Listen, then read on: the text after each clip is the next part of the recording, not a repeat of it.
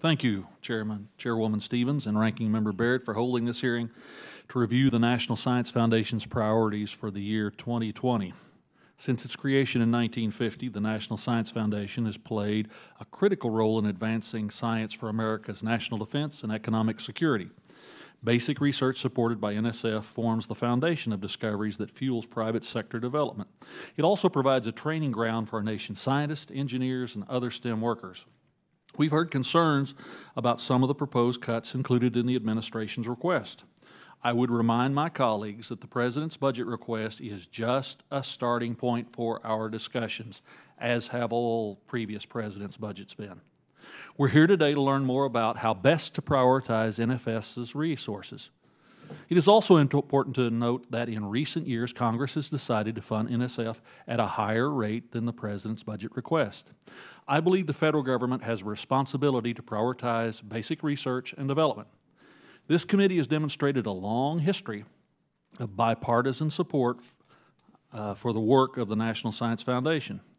As the ranking member, I'm committed to working with Chairwoman Johnson and the appropriators to continue that support.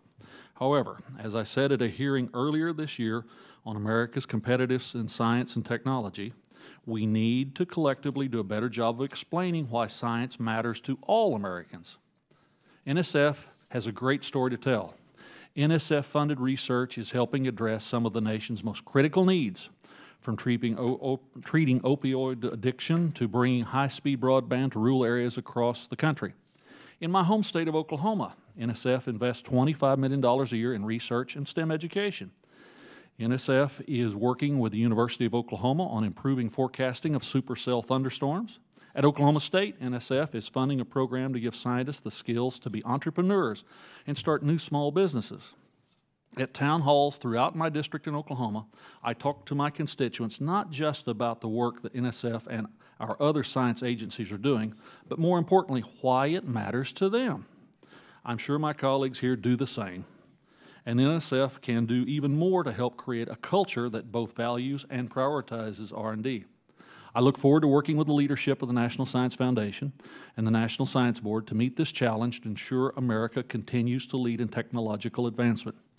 Thank you to witnesses Dr. Cordova and Dr. Sylvain for your leadership and being here today to testify.